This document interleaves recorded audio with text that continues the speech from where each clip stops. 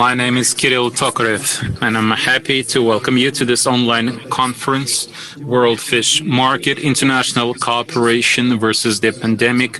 But in the next few hours, we'll discuss the most topical, most pressing issues for the Russian and international markets. Of course, we'll focus primarily on the pandemic, as you can tell from the title of our conferences. The effects of the pandemic, how it affected the Russian industry, the international industry, and we have an outstanding panel of experts present here, both Russian and international. We have some public officials, some lawmakers, etc., etc. You can ask your questions to all the participants. You should use the interface of the website where you're watching our webcast. I welcome all of our speakers. Thank you for making the time to be with us today. A special thank you for those participants who came to our studio, who are sitting here next to me. Also, please turn on mics for all of our remote speakers. And I first give the floor to Mr. Shestakov, Deputy Minister for Agriculture, Head of the Fisheries Agency. Mr. Shestakov, hello. How serious is the current situation on the international market? How much time will it take to overcome the current downturn? Of course, we don't want to see the second wave of the coronavirus, but nobody knows what will happen. So what's your take on the current situation? Hello, colleagues, ladies and gentlemen. Unfortunately, we have to use the online format for our conference. We have this very good tradition of the Fish Forum, and unfortunately, we can't meet in person. Can you hear me well? Yes, we can hear you. Please continue.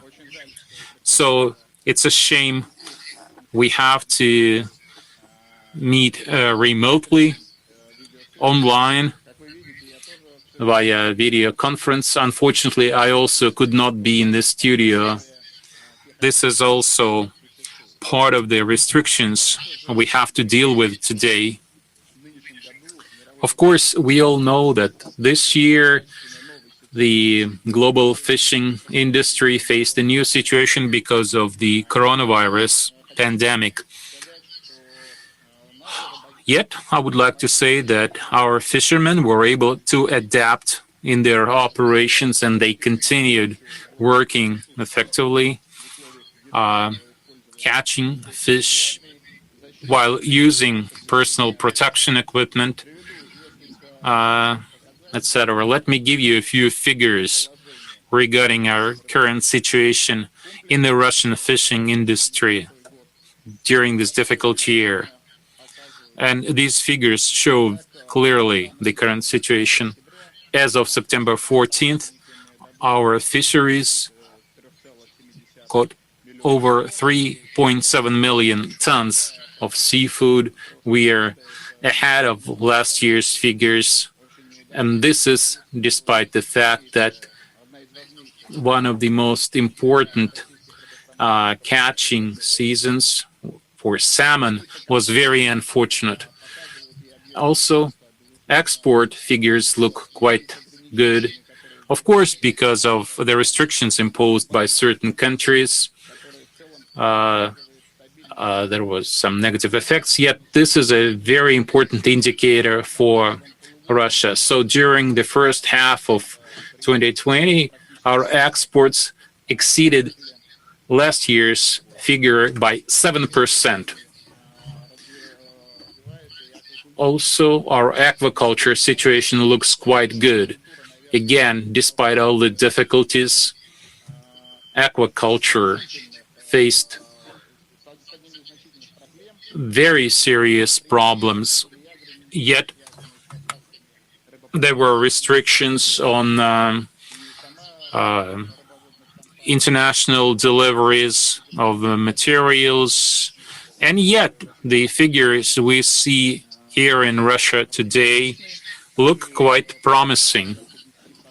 We have about 10% increase this year. And that's the figure. This is the kind of growth we've seen in the last 5 years, on the average, of course. Of course, it's important to remember that we were able to achieve this under the lockdown, under restrictions that were introduced by the government. These are figures, but behind those figures, you have real work. And I would like to tell you about the efforts we made, how we work together with our fisheries to make sure the industry continues to operate. First of all, we set up immediately a coronavirus task force at our agency. And we work together with other related agencies, the Consumer Rights Protection, Veterinary Services of Russia, border guards, who oversee deep sea fisheries. Also, we introduced strict monitoring measures for ship crews, an observation period before they sail out, also restricting contacts with ground personnel. Of course, it wasn't 100%. We still had a few cases of the coronavirus, yet we think that the measures we took really helped us to continue our operations even during the most difficult months. Today, we see that the coronavirus slows down, yet it's too early to relax.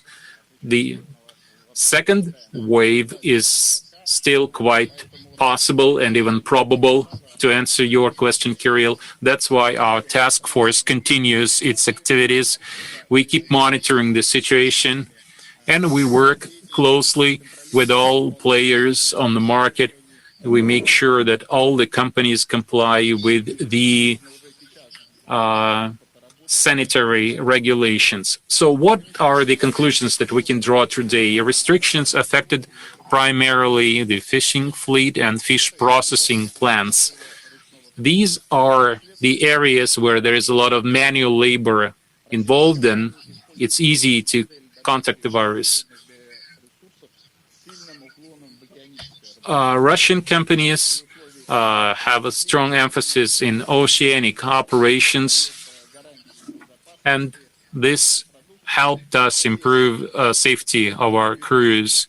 Russia is still one of the leading exporters of frozen fish, and we can still guarantee reliable deliveries of our products to our customers. At the same time, we are aware of the fact that there are certain risks involved in ports when processing fish, when re-exporting our products. This brings us back to the question of manual labor when processing fish. The production chain cannot be fully automated, and the ratio of manual labor remains pretty much the same in all the countries. So we guess that our partners in China, Japan, the United States face similar problems. And I think the situation will continue during the next few years. So it's important to maintain proper balance between automation and the job situation. So actually, it would be quite interesting to hear from our international colleagues how they addressed these issues during the pandemic, how they improved their production facilities, adapted them to the post-COVID era. We keep upgrading our fishing and fish processing facilities. We have a large-scale quota program which will help us bring our production facilities to a whole new level. We introduced new automatic equipment for processing fish and distributing it to end consumer. This reduces manual labor and as a result makes us better prepared for sustainable operation of the fishing industry under new conditions. Also, I would like to mention, and this is one of the most important factors. Digitization of the industry to minimize personal contact between all the personnel involved and all the players when applying for licenses and receiving paperwork. Starting next year, we'll introduce a fully digitized procedure for applying and getting fishing permits, where everything will be done electronically. We are also completing our government system called Mercury, which will help trace products as it is being delivered to the end consumer. So even if there are some infected products, we'll be able to trace all the parties involved in the logistics and trace it back to the origin. We also facilitated the process for export permits. We're working with our international colleagues, helping them get connected to our closed system at our agency. I would like to say a few words now about the pandemic and its effects on our industry. Restrictions, the lockdown, resulted in additional costs and losses for our companies. Several companies had to suspend their operations, and also there were some difficulties involved with relocation of seasonal workers, especially in the Far East. There were some restrictions on the movement of people, personnel, on transport, but overall, I'd like to say that we were able to work together with the fisheries and overcome all the difficulties. So on the whole, the industry continued working in a stable way.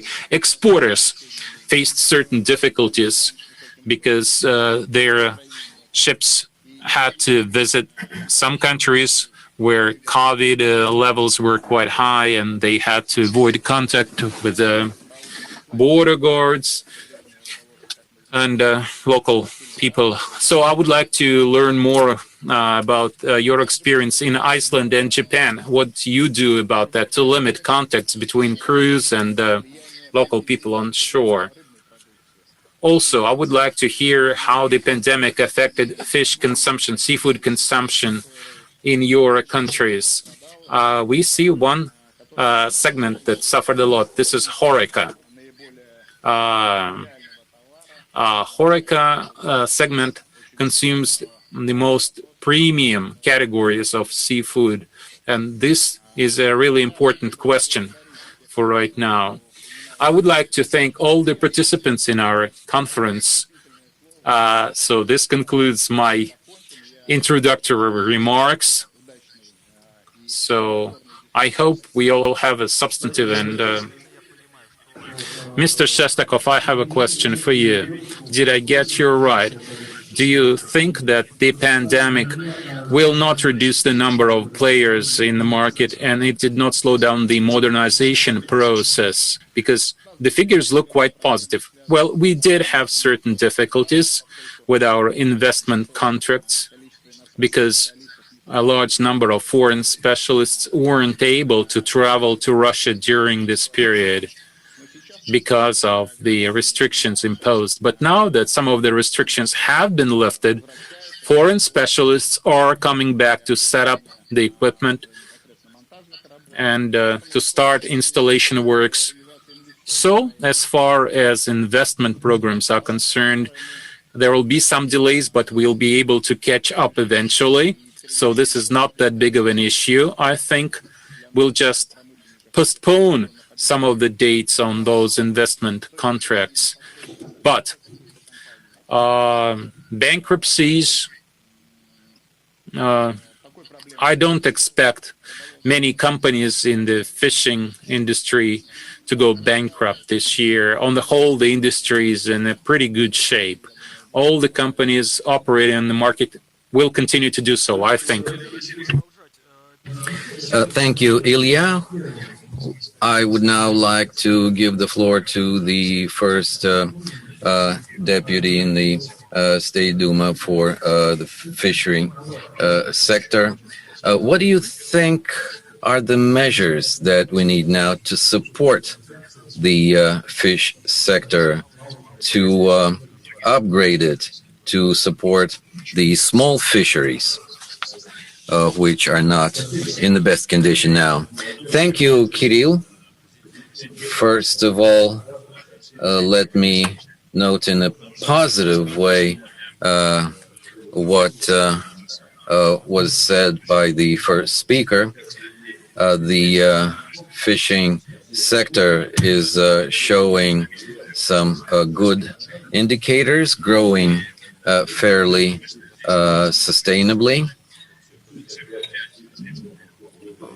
5 million tons of catch is a good number, but the issues that we have, like Ilya said, if you look at the analysis of the key means that and resources that the fisheries have, 1,000 ships have been were built some 30 years ago, and the statistics are saying that we have built only 5 new fishing ships in the last 3 years in Russia.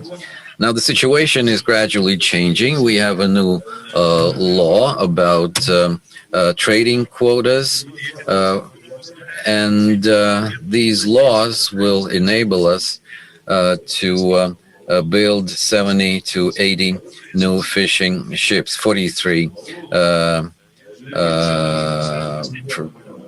for fish, and we hopefully will build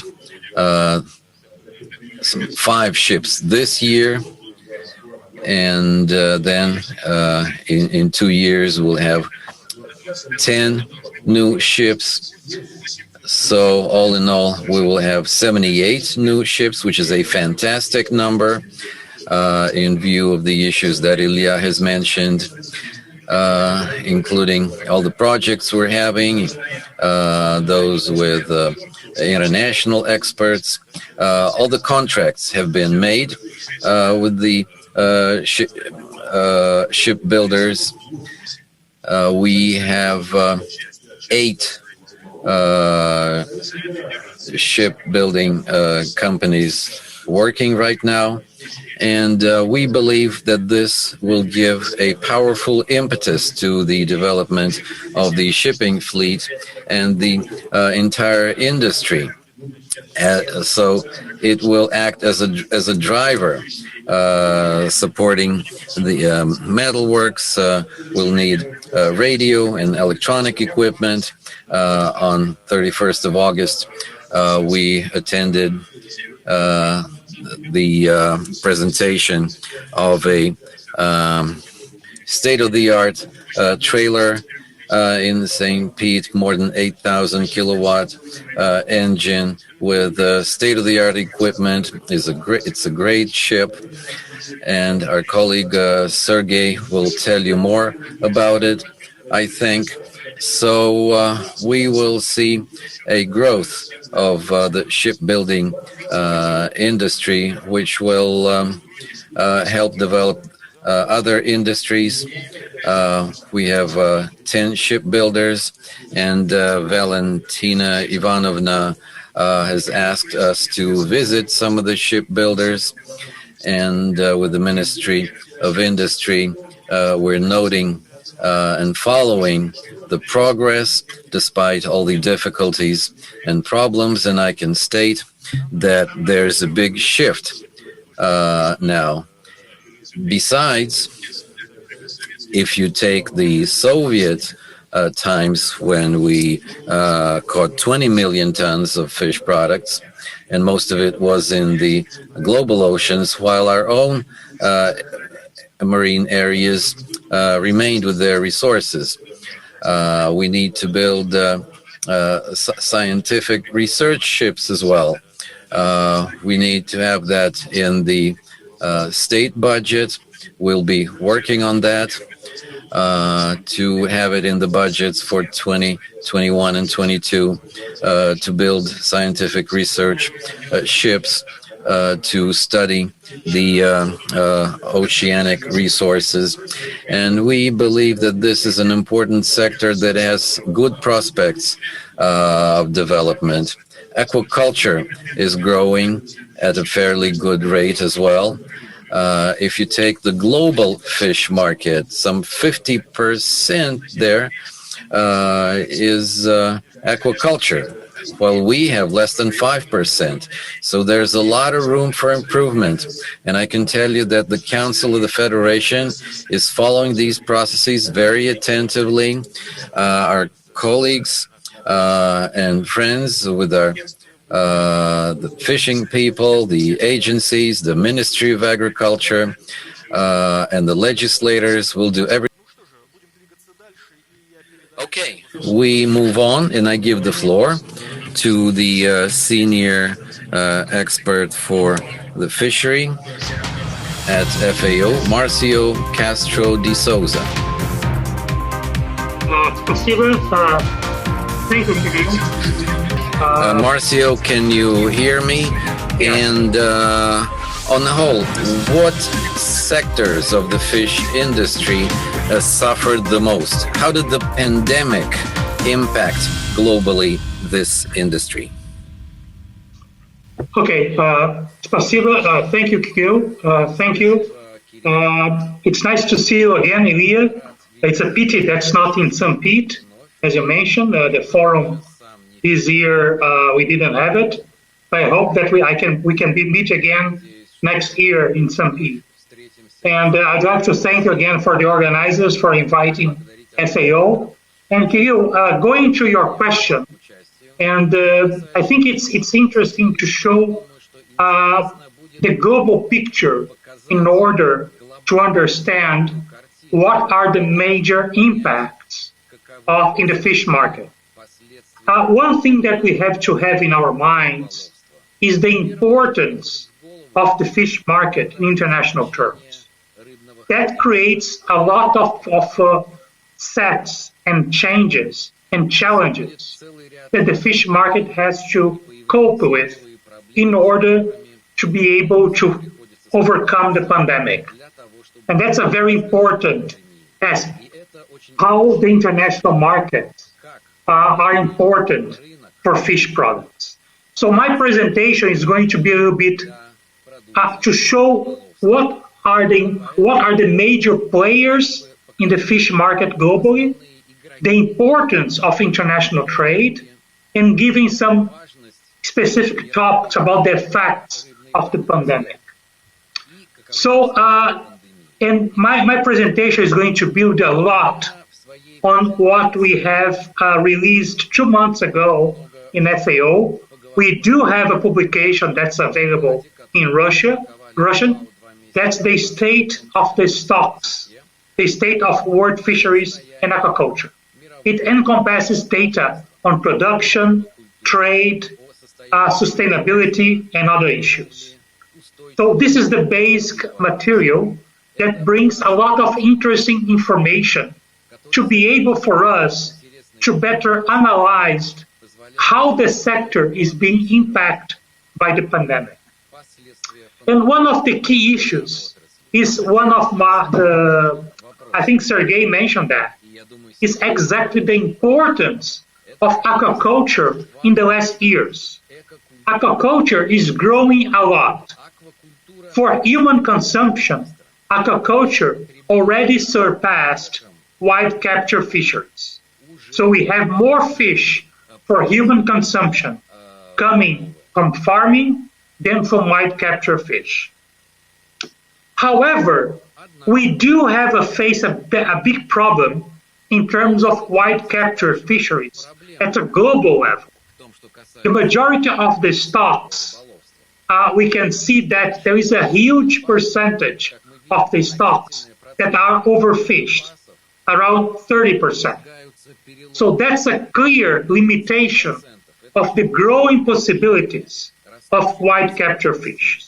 However, this graph that I'm showing, that's the orange area at the top of the graph, shows only the overfished stocks at a global level.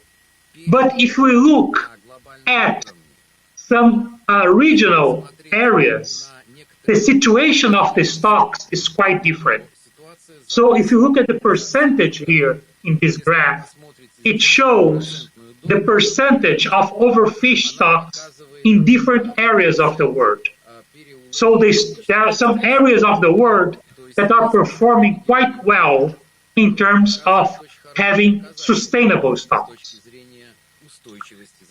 When you look at the main producers, and you see in capture fisheries, we do have Russia there with 5%, China with both capture fisheries and aquaculture, and many developing countries.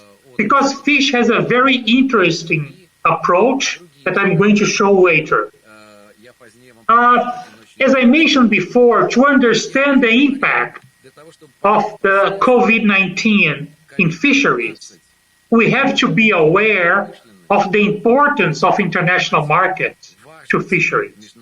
In this regard, this graph shows a lot. This is the value of exports of fish compared to other animal proteins. So we do export in fish products the equivalent of the sum of pork, beef, and poultry at the world level in value terms. So it's a very internationally market. In this regard, it's very inclusive also in terms of the participation of the countries. Sorry for Sberbank, but I'm using a graph from Rabobank, the Dutch bank here.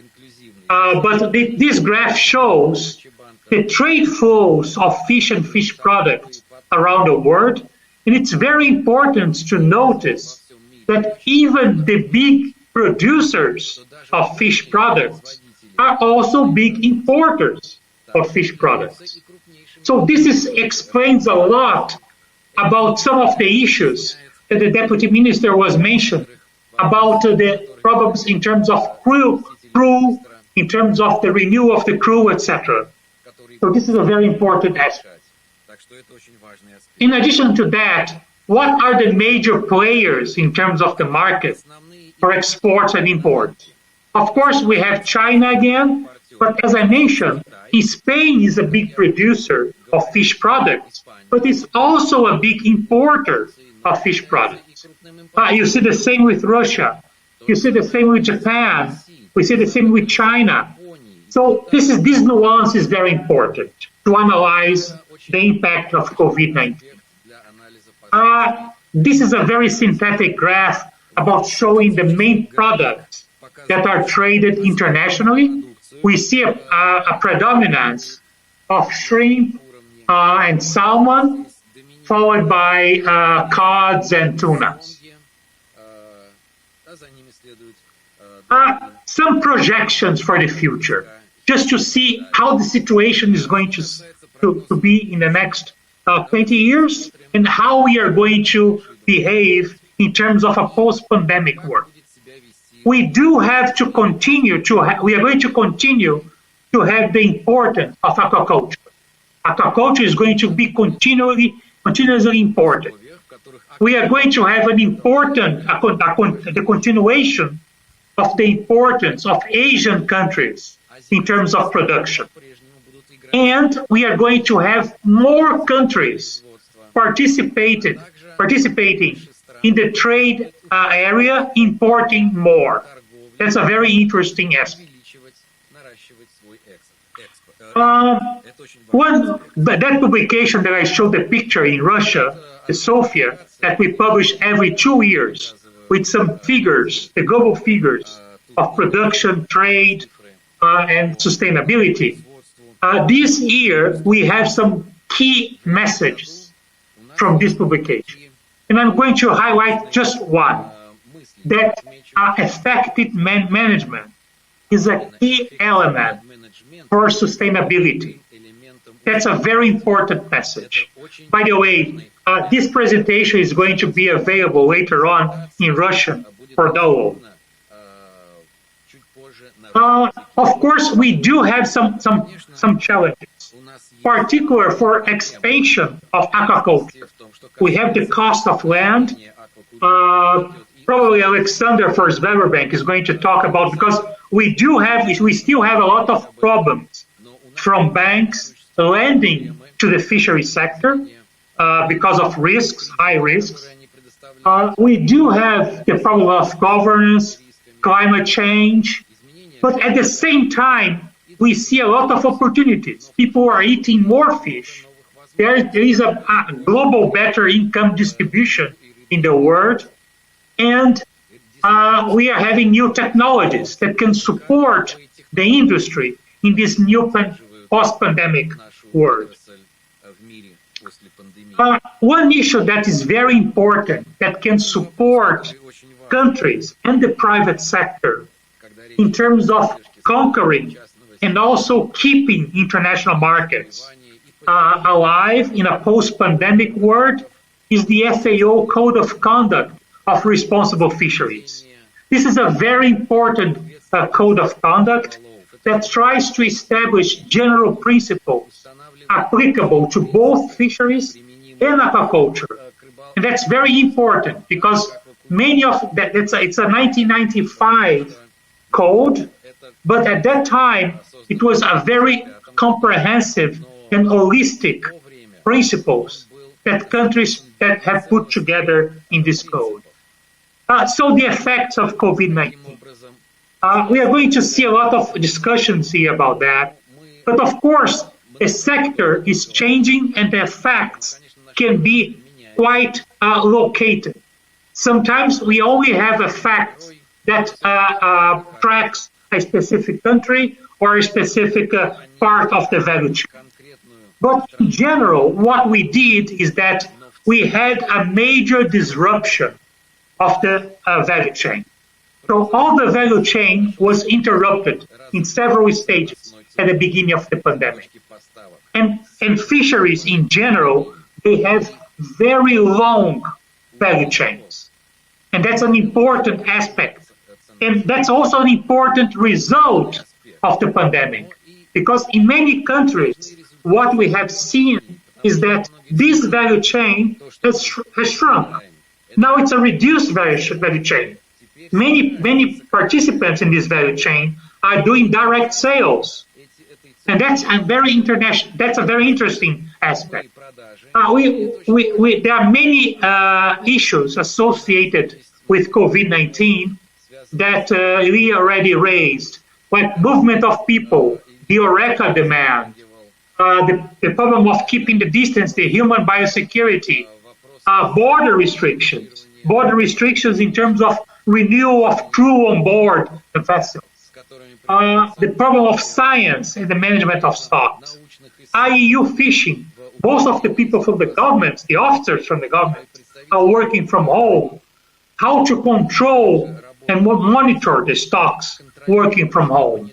And also at the beginning of the pandemic, we clearly had a very quick panic buying of long life shelf products, like canned tuna, for example, in the whole world, canned products in general.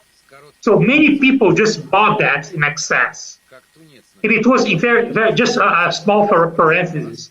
It was very interesting also to realize that many of the products that have been bought, they have not been consumed.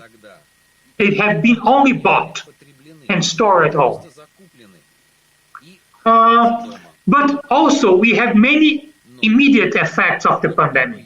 New shopping habits, the digitalization, as the minister mentioned. But also we had a problem of fish loss and waste, increased fish loss and waste in many countries. As I mentioned, the change of the length of the value chain. And one interesting aspect, and maybe the most strong one at the moment, is that countries started to explore neighboring markets to sell the national products, the national fish and fish products. So neighboring markets and even national market itself became a very important option for many countries. To finalize, I just would like to stress that for fish products, it's very important to have access to information. But in the time of crisis, access to information is even more important, because information is a key element in order to facilitate how to adapt, how to mitigate the scenario. So FAO has this project, which is completely free of charge, and in fact, we are increasing the coverage of goldfish in the Russian language with the support of FAO Russian office in Moscow, and we are going to have more information translated into Russian on this website. So I would like to thank you again the opportunity, thank you the invitation to FAO, and thank you. Спасибо. Thank you very much, Marcio. This was a very interesting report. All the materials presented at this conference will be later available at our website. And we also have Deputy Chief of the Russian Fisheries Agency, Pyotr Sobchuk. Mr. Sobchuk, we heard some interesting reports with interesting figures and interesting trends. Do you think that the Russian market follows in the same vein as the international markets? And what are the biggest challenges right now on the Russian market?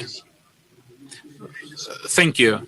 First of all, I would like to say that the FAO report was actually quite remarkable. All the experts should take a closer look at this report. And on the whole, we agree with the conclusions we see in this report. The growth of aquaculture, despite effective management, this is also very important. The code of conduct, the responsible conduct, because when we have difficulties, that's because of the lack of discipline on the part of fishing crews. So, on the whole, if we talk about trends, we agree with the FAO conclusions in its report. It's the same what we see in Russia. Aquaculture grows by 30% every year. For example, with salmon, there's a shortage of salmon on the market right now because of the bad season. In 3 years, we grew from 30,000 to 95,000. So the trend of aquaculture growing is really important to us in Russia. And actually, my boss said that we should digitize our industry, and we are currently working on the special project. We have what we call smart fishing program. So automation, making the whole process automatic, would be an important step forward. And this should really help us with the value chain and also fish processing on board ships. We have fully automatic ships that can operate without crews. We're working on that. We should also look at the warehousing.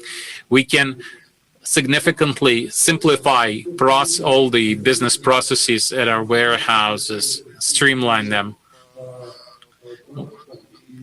We also see significant changes happening with different categories of products.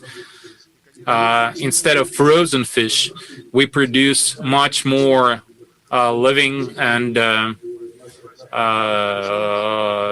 fish, chilled fish. Now, like Marcio said, we see significant cost reductions in this segment, up to 40%. Whereas with frozen fish, it's only 10% cost reductions. In other categories, it may be 25% of cost reduction. So these matters are really important. And what fisheries aspire to is making the value chain shorter, getting access to consumers, direct access. That's why we need a new kind of fish processing on board the ship, so you can sell things online directly. This way you can bypass some unnecessary steps along the chain. Of course, the HoReCa business suffered immensely during this period. You already mentioned that. Restaurants closing because of the pandemic. So we will definitely have to do something. We have to get access to consumers. We have to be closer to consumers. Whoever manages to do this will come out of this situation on top. So I'm really grateful to Marcio for his report, and this is really important. Thank you. Thank you. We'll come back to the Russian market a little later. We have quite a few speakers. We may even have a discussion, an argument at some point. But right now, I would like to go to Professor of the University of Iceland, Ragnar Arnason. And let's talk about investment in the fishing business. What are the effects of the pandemic on investment? Is it okay, or has it affected investment projects significantly? Ragnar, hello. The floor is yours. Yes, good morning. It's morning in Iceland. It's probably afternoon in Russia. Thank you very much for inviting me to this conference. As you said, I'm a professor of economics at the University of Iceland. I've done most of my research in recent years in fisheries management and fish markets.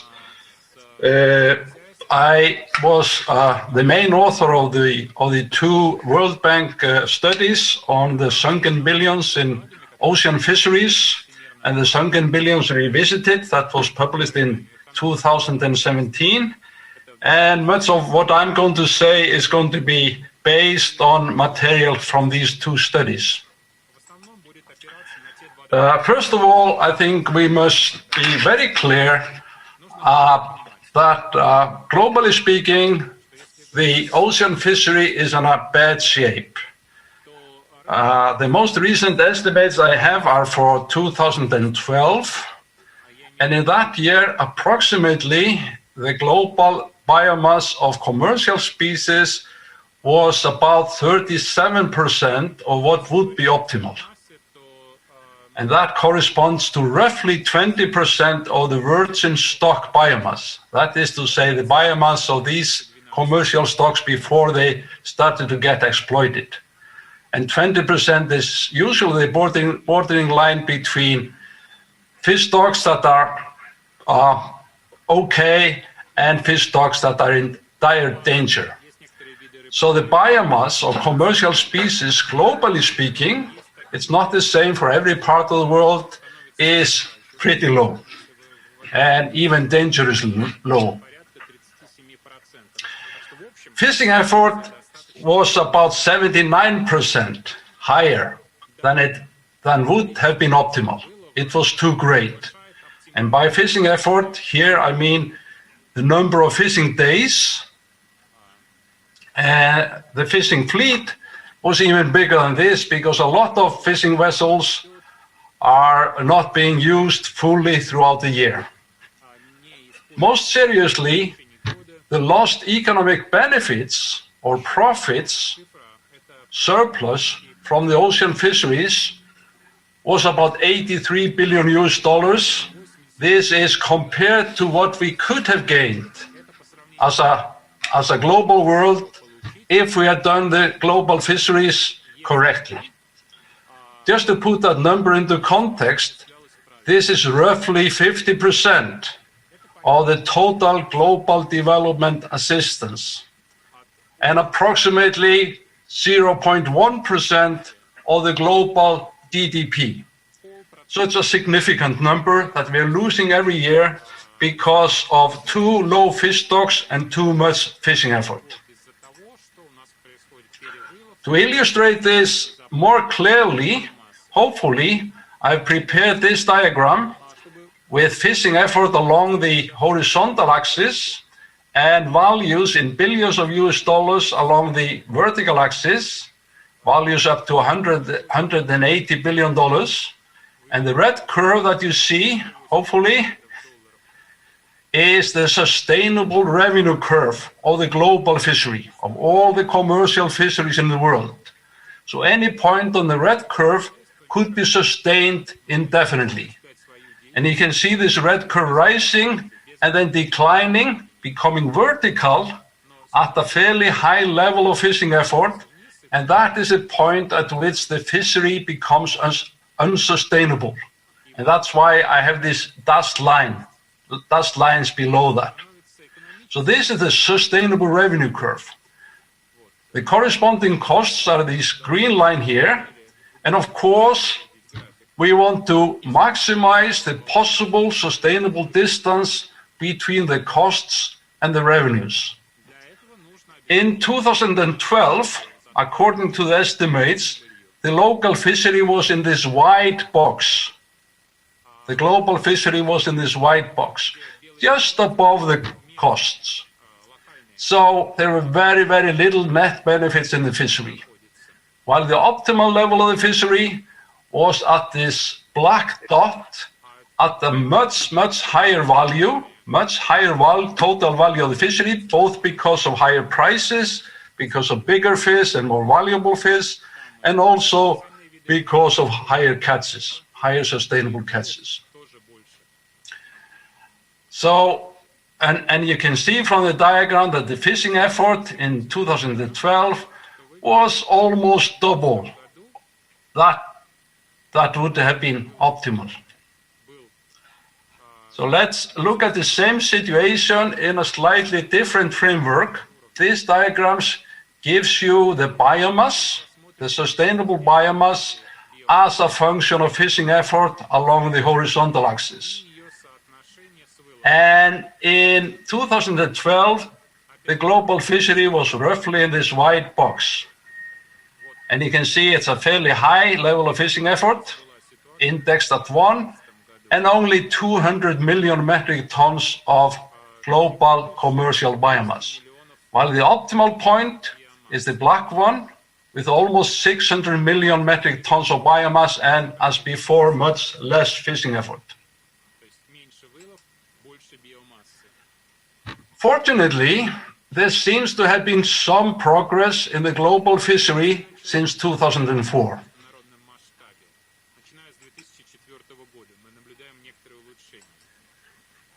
And that is indicated by this diagram that is slightly complex. This is a so-called Kobe diagram. And along the horizontal axis, we have biomass divided by the optimal biomass. So when the actual biomass is equal to the optimal biomass, we get the number 1. And you can see the number 1 on the horizontal axis, and there's a straight line going through it vertically. So this would be ideal. This would be optimal for the biomass. Along the vertical axis in this diagram, we have effort divided by optimal effort. So again, the ideal number on this vertical axis would be unity, 1, right here. And at the cross, that is a long-term optimal point of the global fishery. The northwest area on this diagram is bad. We have both excessive fishing effort and too low biomass. And in 2004, the global fishery was approximately at this red box in the northwest quadrant. But in 2012, it had moved slightly to a slightly less fishing effort and slightly more biomass, hopefully on its way to the long-run optimal level of unity for both effort and biomass. However, the speed of this progress is very slow, and it will take over 50 years at the same rate of progress to reach the optimal level for the fishery and gain these $83 billion annually that we are currently losing, or at least we were losing in 2012. Now, what is the main reason for this relative progress? It is improved global fisheries management. roughly 25 to 30% of global fisheries have become subject to efficient management, mostly in the form of individual quotas, IQs, and individual transferable quotas. However, the adoption of these very efficient fisheries management systems is primarily in Western countries. On top of these 25 to 30% that are already under relatively efficient fisheries management, we have 10 to 20% of the global fisheries subject to effective TAC management, total allowable catch management, that basically is capable of maintaining the fish stocks at a relatively good level. So we have roughly 35 to 50% of the global fisheries now under reasonable fisheries management, and that explains the relative progress. But very sadly, about 50% of the global fisheries are not well suited to individual quotas or individual transferable quotas because the governments in question, mostly in the developing countries in Africa, Southeast Asia, and Latin America, do not have the administrative capability to introduce these kinds of fisheries management systems. And that means unless we discover a better method or some new method of managing the fisheries, we cannot expect continuing progress in global fisheries. Now, as previous speakers have mentioned, the main challenge to capture fisheries markets is fish farming. This blue diagram traces out the global ocean wild fish harvest from 1950 to about 2018. And what is most noticeable about this figure is that there has been no increase in global marine catches since about 1990. For about 30 years, the global fishery has been hovering around 80 million metric tons per year. While fish farming has developed in this way from almost nothing until the 1970s, it has increased exponentially. And in 2018, it had almost reached the level of the wild fish fishery in the ocean. Long before that, as pointed out by Marcio, the production of fish for human consumption by the aquaculture industry had exceeded the production for human consumption by the wild fish fisheries. That happened in about 2010. So to conclude, the challenge for capture fisheries is that most fish prices will converge to the aquaculture price of production. And this is because aquaculture is going to dominate fish production in the future. Aquaculture is growing, still growing at a rate between 3 and 4% per year. The rate of growth has slowed down a little bit, but this is still a significant growth, and it means doubling of aquaculture production every 20 to 30 years. So in the near future, fish supply around the world is going to be dominated by farmed fish.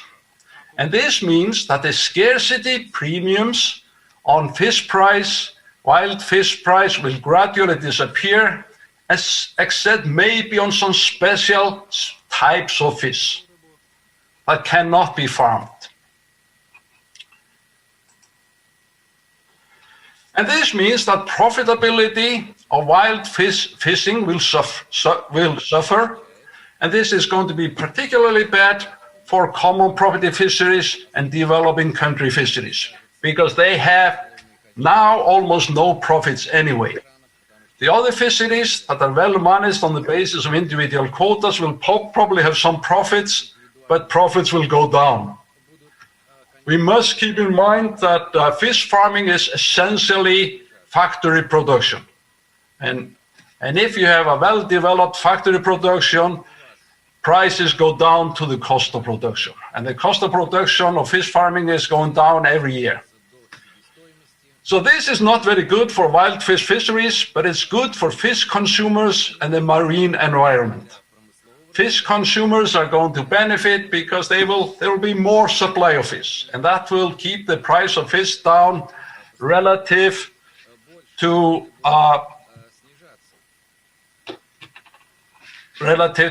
other prices. Okay, coming to the question of what is the COVID pandemic doing to fisheries, my view is that it's causing some minor problems, I'm talking globally, for the time being.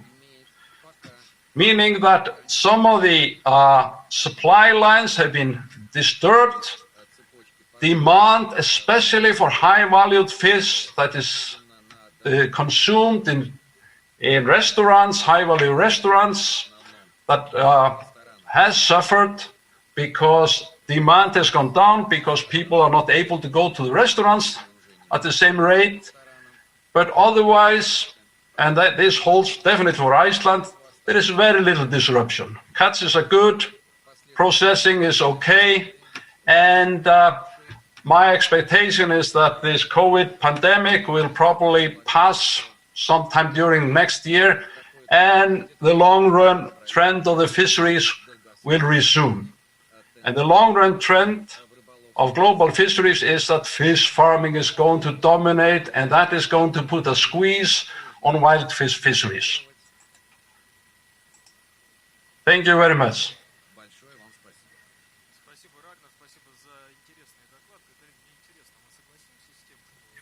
Thank you very much for an interesting presentation. Would you agree that the impact of the pandemic is minor? And then this statement that wild capture will lose its prices. Would you agree with that? And then the profitability of Russian fisheries, will that be going down? Yes, please. Professor Ragnar, well, as far as the biomass is concerned, I would agree. Aquaculture will grow more rapidly and will overgrow wild capture, but that's a certain segment, certain types of fish. Globally, the professor is right. Such fish like bonito, cod, and others will remain in demand. Others will see a reduction in demand and less profits. But we could argue here, because the consumer properties and consumer preferences as regards wild fish are there.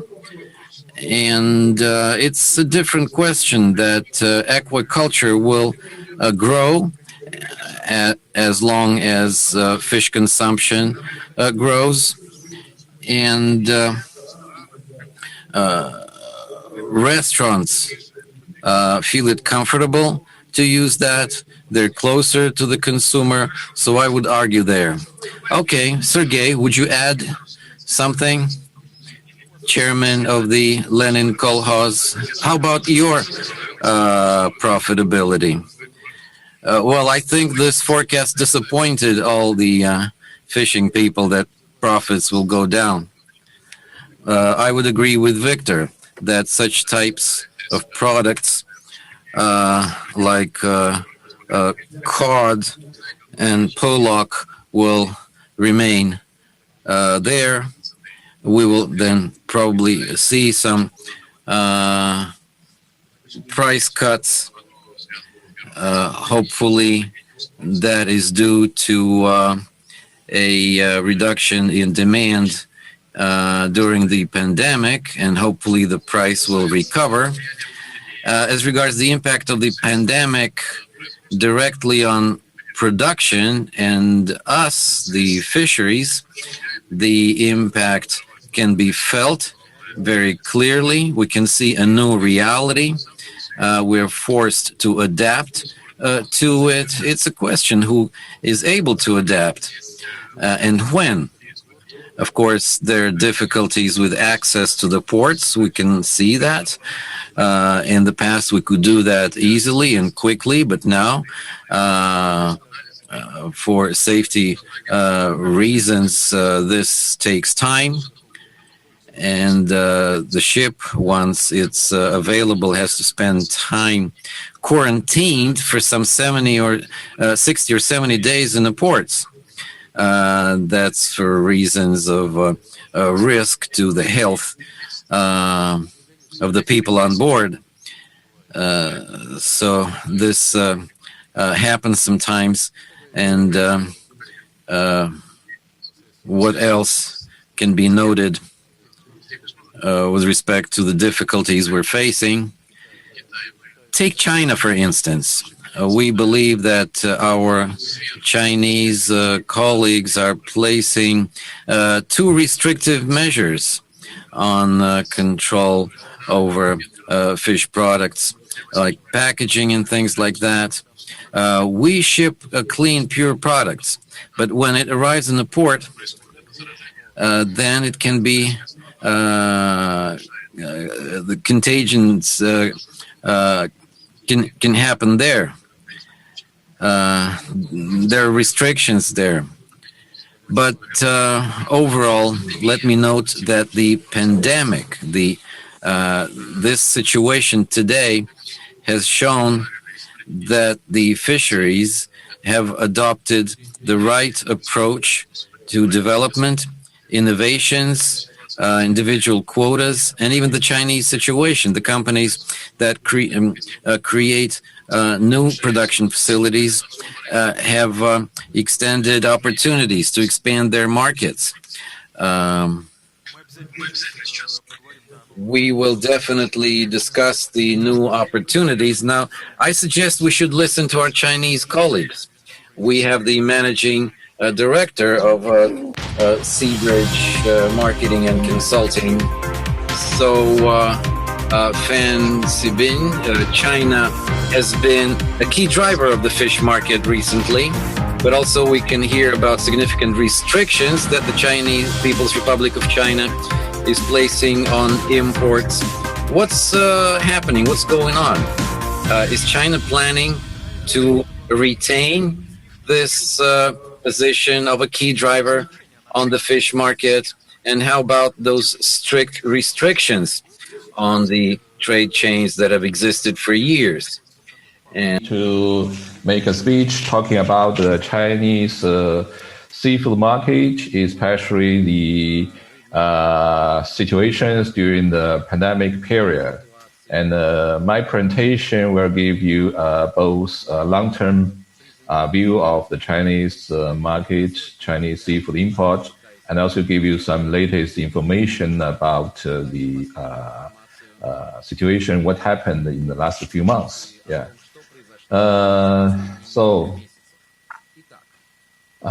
First, I'm going to talk about the Chinese seafood market import, because I think this is probably something interesting by the audience for this forum. First, let's look at the Chinese, the global seafood import value by the cataloger, which I have summarized. And you can see that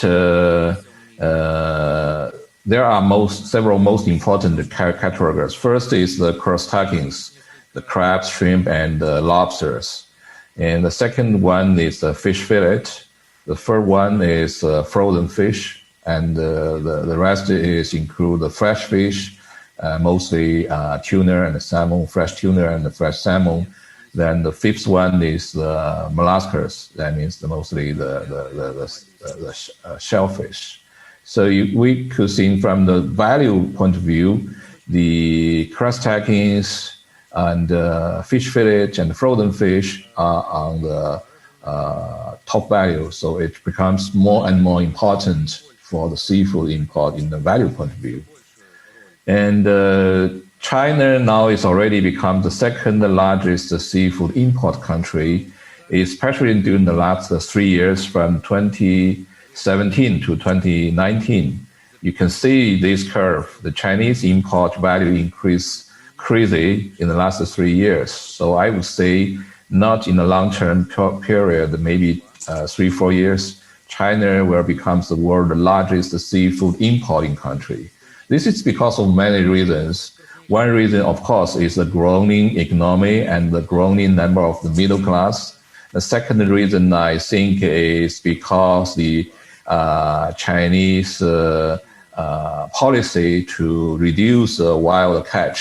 Our wild catch for fish and seafood has been reduced consequently for the last 5 years. So these two trends combined together makes China become more and more rely on the seafood import rather than seafood export country. Yeah. For the value, you can say the crest tackings is increasing much faster than the other fish. And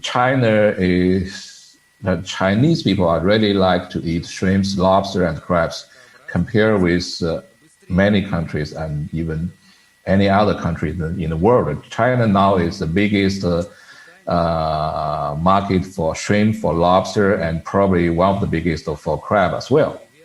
And for frozen fish, you can say the increasing is still quite stable, but you probably know that most of the frozen fish import to China is not for the domestic consumption. That's for import and processing and re-export. For mollusks, Chinese increasing also quite good because our people, we like also the shellfish, different type of shellfish. Fresh fish, that's mostly the salmon, fresh salmon and fresh tuna is still relatively low. This is, I think, because the fresh fish consumption in China is mostly related to the Japanese restaurant, Japanese sushi and the restaurant. But recent years, the Japanese restaurant business China is increasing, but not that fast. Yeah, fish fillet China not yet. Chinese people don't eat much fish fillet in our diet. And for live fish, for other products, because China is the biggest freshwater farming country, freshwater fish farming country, so we have a lot of live fish, and there's not many intention for Chinese people to eat the import live fish. And another reason is live fish import is so expensive. Yeah. So if you look at the Chinese seafood import by value by country, you will find that Russia actually is the number one. US is number two, Canada, Argentina, Ecuador. That's the situation in 2018. But if you look at the situation 2019, you find the situation also changed quickly. There is 5 countries, Russia, Ecuador, India, Canada, and Vietnam. And if you look at these slides, you will find actually Russian mostly export frozen fish like pollock, cod, frozen salmon, and king crabs to China, which is make the number 1 country to export to China. But actually, Ecuador, India, their main products to Chinese market is the Vietnamese shrimp. And then you can see Canada is number 4, which is export a lot of lobster and coated shrimp and other seafood. And Vietnam exports so many pangasius fillet to China just because a few years ago, Americans banned the import of Vietnam pangasius. So make the Vietnam looking for the new market. Then they dumping the price and sell a lot of Vietnam pangasius fillet to the Chinese market. So this situation changed very fast, but it will continue to change. I think this year, because of the pandemic, the Vietnam, the Ecuador Vietnamese shrimp suffered a lot. So by end of this year, you will say maybe the order will change again. Then we say a little bit about the Russian seafood export. And you can see the Russian seafood actually mostly export to Asia. China number 1, Korea number 2, and Japan number 3. And if you look at the country by value, you will find actually China and Korea are the two leading markets for the Russian seafood. And if you look at the value and the species, the left side slices will tell you that the lower value species, seafood from Russia, mostly export to China for processing and re-exporting. And if you look at the right side slices, you can find actually those high value species seafood from Russia is increasing very fast. And that's mainly to China and Korea, not for processing and re-exporting, just for the local consumption by the Chinese consumers and probably also the Korean consumers. Yeah. So the frozen fish, Russian mostly export to China because I think many people know that China is still the most important frozen seafood processing and re-exporting central in the world, especially for the harbor cities like Dalian, Qingdao in North China. And Chinese import for the frozen fish mostly from Russia. And Russian export so many different species. If you look at this, you will find the most biggest quantity is Alaska pollock from Russia, and then herring, cod, and Pacific salmon. All these species catching from the Russian waters, most of them are shipping to China for processing and re-exporting. Recent years, we have found the Alaska frozen seafood export to China volume has been decreasing. That's because of two reasons.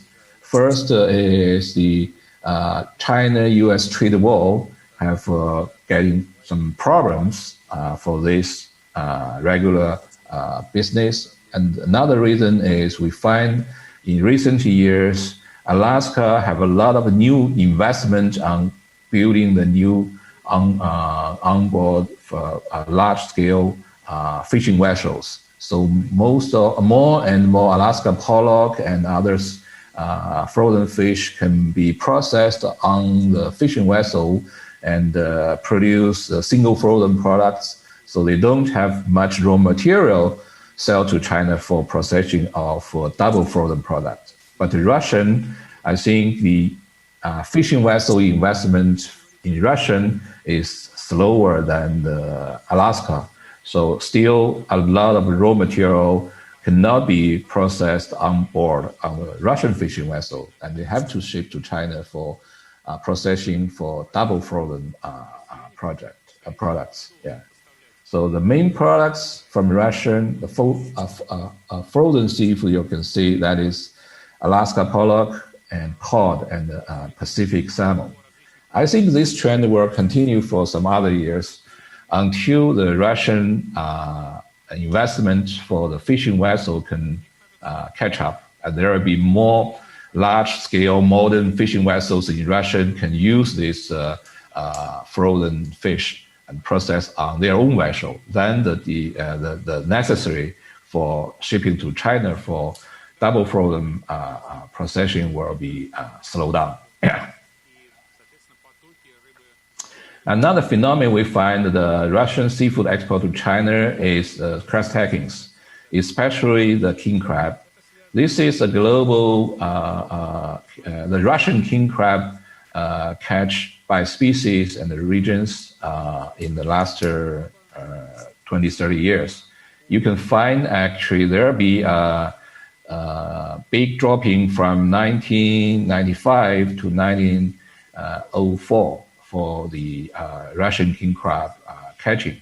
But from 2010 until 2018 or 2019, the Russian king crab catching is recovered. And now the recovery seems very good.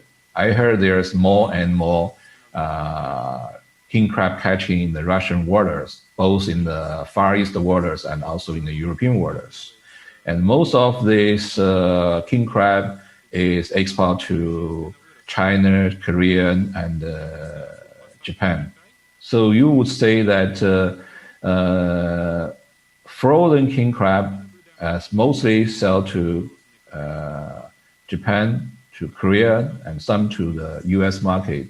But live king crab is mostly sell to China and Korea. I don't know why the Chinese consumers don't quite like a frozen lobster and the frozen crab compared with the live lobster and the live crab. So we can say the lobster import from Canada, from Australia, from New Zealand, 90% of them are live crab, a live lobster. So same for king crab. Chinese mostly buy the live king crab, and they don't like frozen king crab. And you can see that the Chinese importation for frozen crab, mostly the frozen king crab, is even dropping in the last few years. But in the same time, the import for live king crab and the live crab from Russia increased dramatically. Yeah. Frozen shrimp is another good sample because China, we buy so many frozen shrimp, both wild and farmed. For the wild frozen shrimp, is mostly from Canada and Greenland, and Russia is the number 3, especially for the pandulas, the northern prawn, the coastal shrimp. And the Russian catch in Barents Sea is increasing, and we can see the export for the Russian coastal shrimp to China is also increasing quite good. But compared with the king crab, the frozen coastal shrimp import is still in a relatively small scale. Yeah. Now I would like to talk a little bit about the pandemic impact on the global seafood and especially on China seafood import. These two chart shows the international affected number of people from different countries. The left side is the international situation for US, for Brazil, for India. You can see the total affected number of the population from those countries are still increasing. But China actually controlled very well. You can see the peak season actually is in the middle of March. And after that, until the end of early of May, the infection has been more or less controlled. But in July and August, there will be a small bounce back.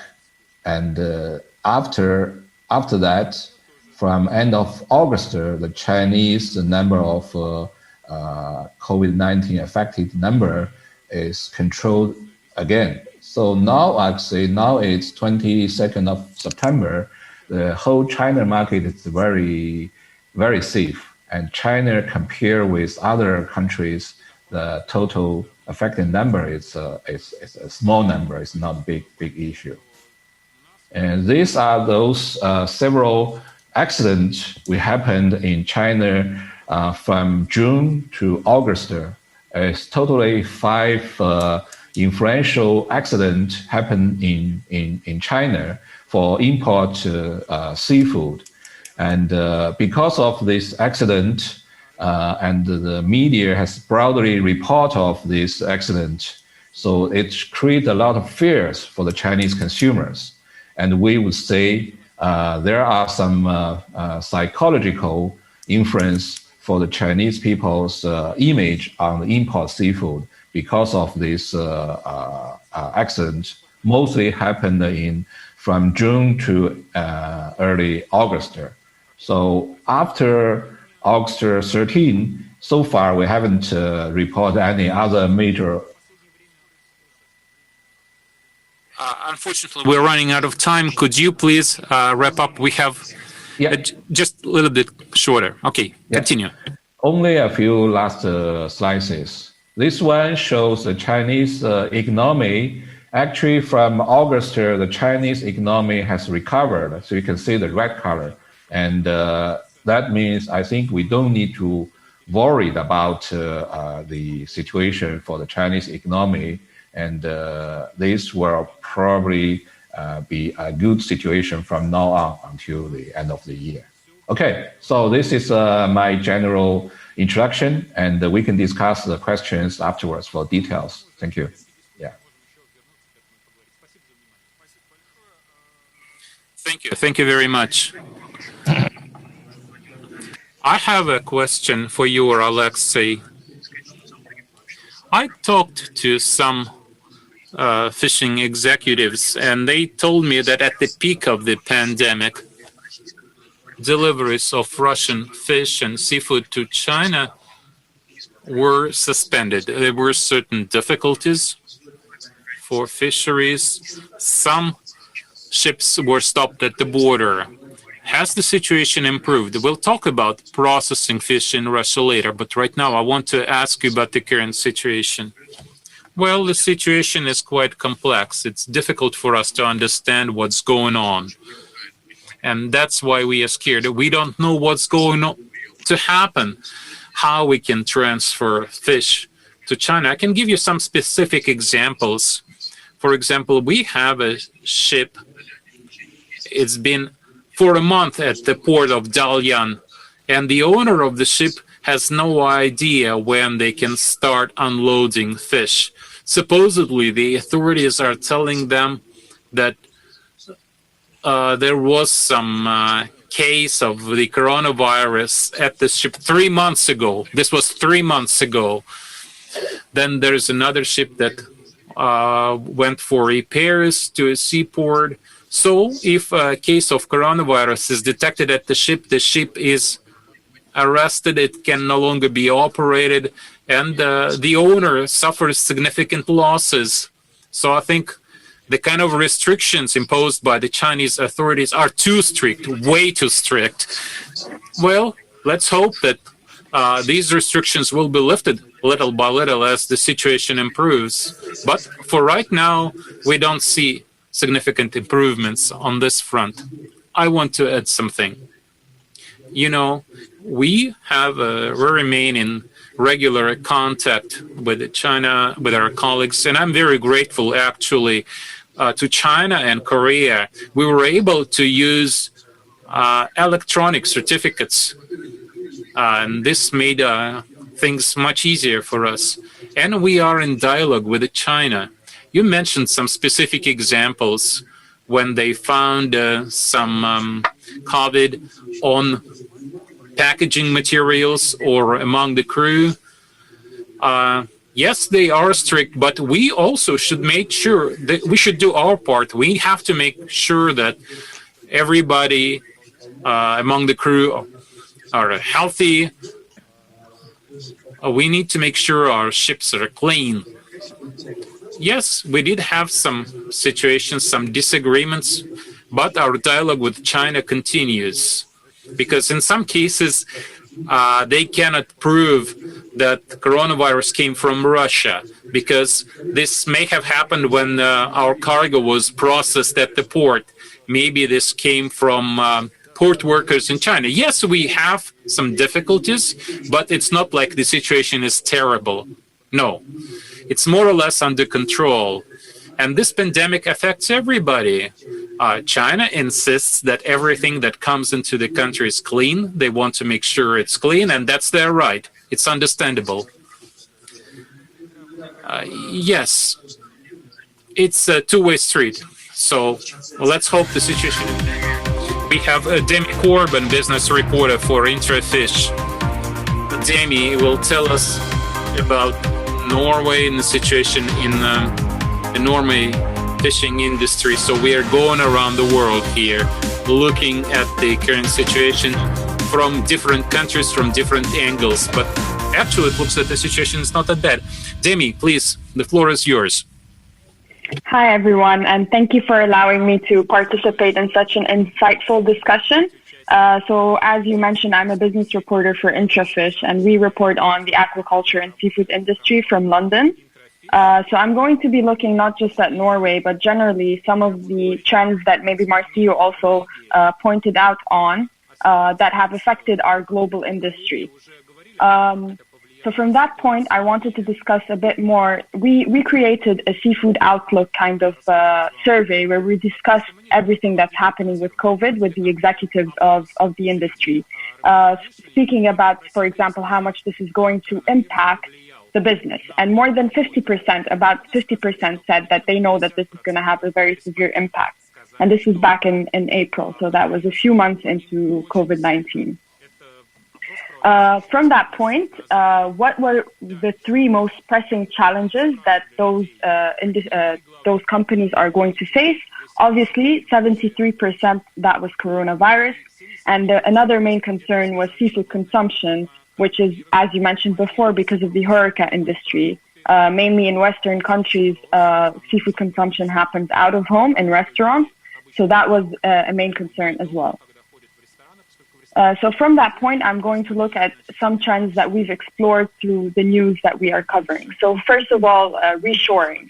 Generally, because of the shut borders and COVID, this has forced many fish buyers to rethink where they're getting their seafood processed. So obviously, over the past 2 years, we've been focusing mostly on making the industry very global, but this becomes a question about whether people want to go back to local reprocessing rather than going more global. So there's more investments that are being plowed into domestic or close by processing facilities to kind of overcome the dynamics that have happened with the value chain so far. A second question that we've mentioned as well is China. Is China going to remain the main reprocessor for all the seafood products?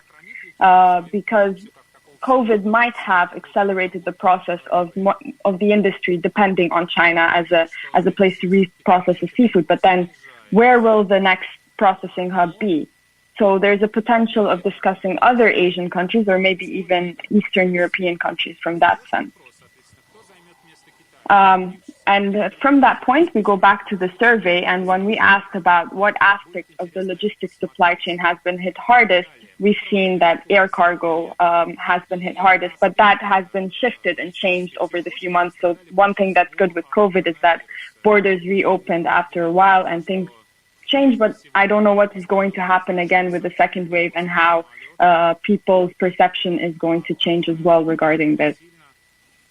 Another trend that we mentioned was online retailing. So many of the companies were quick to move from the HoReCa service to looking at online retailing as another form of getting their products directly to consumers. And that means that there's a massive overhaul in how seafood is going to be sold in the future. So that is also going to entail how people package the products and the messages that they do with their product form. And that was confirmed through the survey again, because when we asked executives, 62% believe that online retail is going to be accelerated mostly because of coronavirus.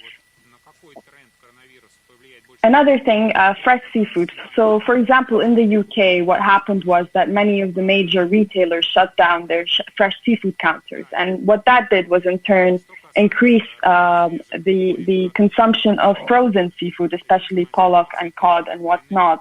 But what does this mean? Is that going to mean that after COVID, we are going to see more products that are more stable in terms of, or have a longer shelf life for fresh seafood and have different kind of a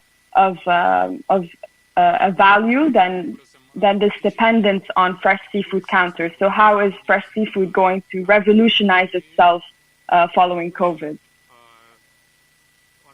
Another thing, food service, we mentioned. If we just look at the United States, over the past 6 months, 100,000 restaurants have closed, which means that consumer spending obviously has also decreased out of home. But then where are people eating seafood? Because the majority of the people in the West usually eat their seafood in restaurants. So does that mean if there's no more diners, there's no more seafood consumption, or has coronavirus increased the ability for people to try out and cook meals at home and see whether they're going to start consuming more seafood from home? And then domestic markets. So whether we're looking at Alaska pollock or salmon farmers, many people, many producers are squeezing more out of home markets because of the shut borders, or at least very close neighboring markets. But is this going to become the future? So again, are we going to capitalize more on the local rather than the global? And then one interesting point is that with coronavirus, speaking to many executives in the sector, we have seen an uptick in land-based aquaculture investments. Why? Because the supply chain obviously was shattered for the fishery market. So then how is land-based aquaculture capitalizing that? Obviously, it's the proximity to the market itself and the sustainability message that they're using. So we've seen a lot of investor uptick in land-based aquaculture, and only in the past few months, we've seen a lot of the big companies again start investing in land-based. So how is this also going to impact and create a more competition? From that, I'm going to move more into the salmon market in Norway. So what happened over the few months is that we've seen a 4.3 billion massacre to the market capitalization of the biggest salmon farming companies. And only 1 out of the 10 producers in that region was able to recover, and that's because obviously the spot prices have decreased exponentially. But analysts and producers believe that in 2021 this is all going to change. But in the short term, we have seen a massive impact on market capitalization for that market. This is just an example to kind of highlight how the market capitalization has changed between January and August. So we've seen a big difference. Only one company was able to produce better in terms of market cap.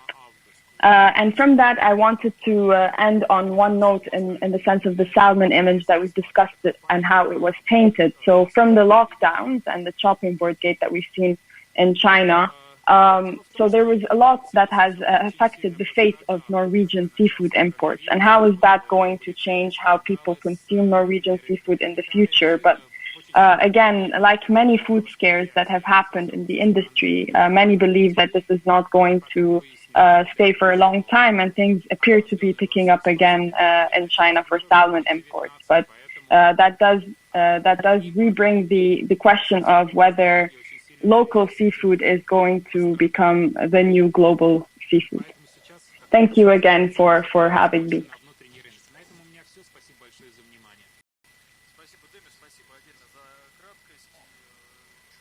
Thank you, Demi, and special thanks for being brief.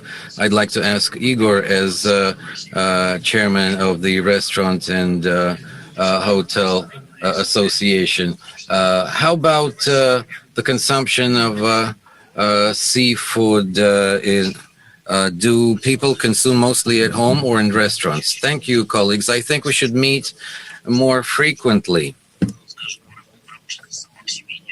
So that the fisheries don't discuss things internally. They need a distribution channel, and restaurants are one place where people get to know new products and then buy them in the stores. Of course, today, seafood that we have among expensive delicacies.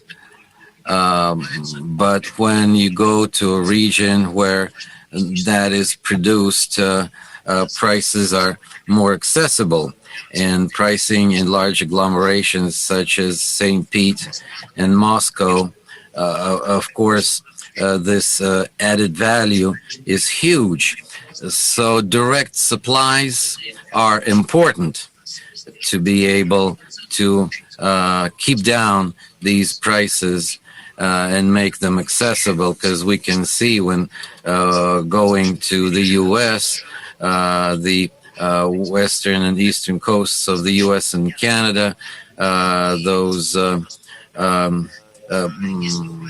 restaurants and bars there have these products very accessible. The pandemic, of course, предприятий закрылось, вот в Соединенных Штатах 100 тысяч, там примерно миллион предприятий. Closed down. Well, 100,000 closed in the U.S., as they said, but that's only 10%. We have 30% that suffered. And, the medium price segment with all the crises starts to fall down because be it expensive cuisine or inexpensive like McDonald's, which has been for 30 years on this market and is now an inalienable part of our consumption. But if you move on in terms of consumer behavior, the coronavirus has had a significant impact, and the urban forum estimated 40% of our guests behaving as they did before the pandemic. Other than that, people are afraid, they're scared, and rumors are saying, does salmon carry the coronavirus or not? And then Kuznetsov, who's the key main infectionist in this country, he said there's no contact transference of the virus. So we should use this to influence the movements of fish globally. Of course, I understand that domestic markets would be more effective if we had fish staying here instead of going to China. If prices could be kept down, that would be beneficial as well. And then we should look at how we will develop going forward. The coronavirus is giving us new challenges. Digitalization enables us to order something directly from a supermarket or a restaurant, but the restaurants lost in their delivery game. 95% of those who tried it out, failed. Well, we were closed down. Of course, we could do deliveries. But large supermarkets realized that it's more profitable to deliver ready-to-eat products instead of semi-finished products. So these cuisines without sitting space, we tried to agree with Yandex delivery. We realized that there will be a significant expansion on the market with big volumes when they do not know how much can be delivered to each apartment. That will press on the lower pricing segment because people are afraid of this food, because a restaurant is also a place where you spend time, and then fish products have to be processed.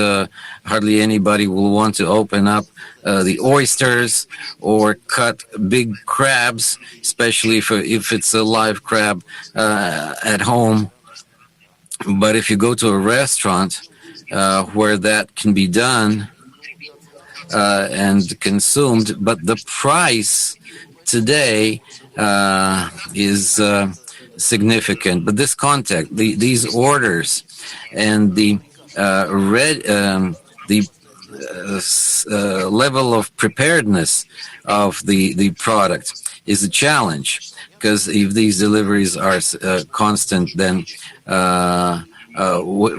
we can do this. We can just prepare it and deliver it to the person.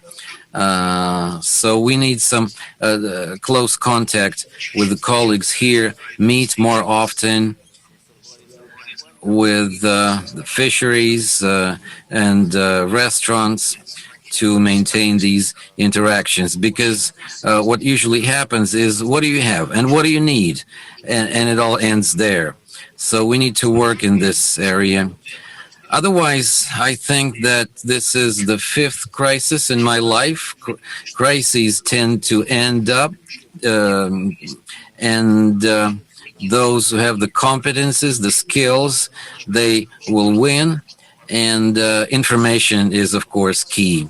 I heard a lot of important information here today, and I thank the Ministry of Fishery for inviting me here. Are there contacts being maintained now? And what's the level of fish and fish products? Is there a reduction this year? What do you think? Of course, there is a reduction. The pandemic has impacted, and I agree with colleagues, the restaurant business is, of course, under significant pressure now. I don't think it will survive a second lockdown. Yes, this is a very serious situation. There's no information, and you're kind of feeling you don't know what to do. In terms of contacts, we need to switch to different types of products. We need to have finished products. Today in Russia, we have an unprecedented program underway to upgrade the fishing fleet, 80 ships, 25 state-of-the-art processing plants, some up to 1,000 tons of processed product per day. And this is talking about finished product for the consumer, for restaurants. And the aggregate investment will be 250 billion rubles at the first stage. And overall, we do communicate with colleagues. We had a joint fish testing exercise last year, and what you can do out of fish. And the fishers are ready to talk and interact. And artificially grown fish is also a good thing, including pollock. Well, you know, the Norwegian salmon and sea bass, well, that's not bad. We gotta offer better quality, better taste. The price that's acceptable for the restaurants, so that it can add its value.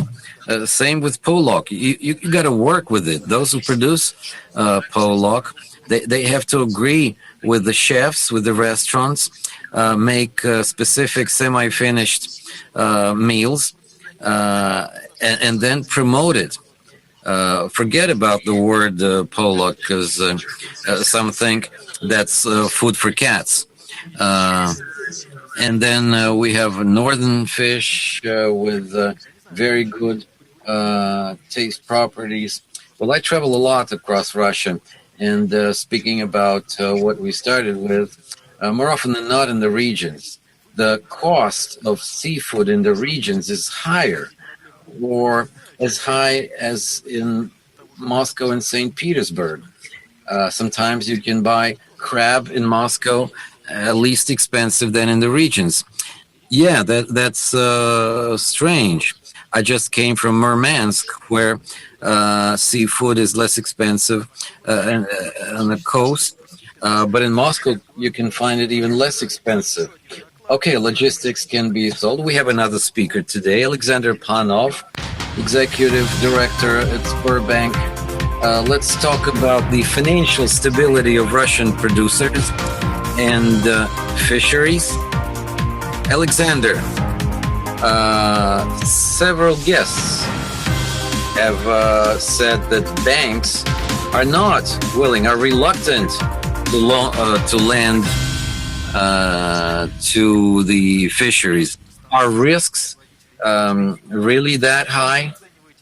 And overall, how do you worsened? Let me say hello to all the participants, first of all, and thank you for the opportunity to take part in this discussion. Indeed, the situation is not an easy one.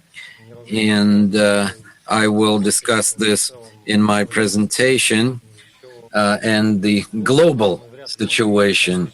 12 months ago, we could hardly imagine what was awaiting this sector, these fundamental changes. I represent Sberbank and will try to briefly demonstrate the situation in the sector as we see it, as the main lending institution of this sector. Let me now make one step back. My clicker doesn't seem to work. Can we turn on the slides? Yes.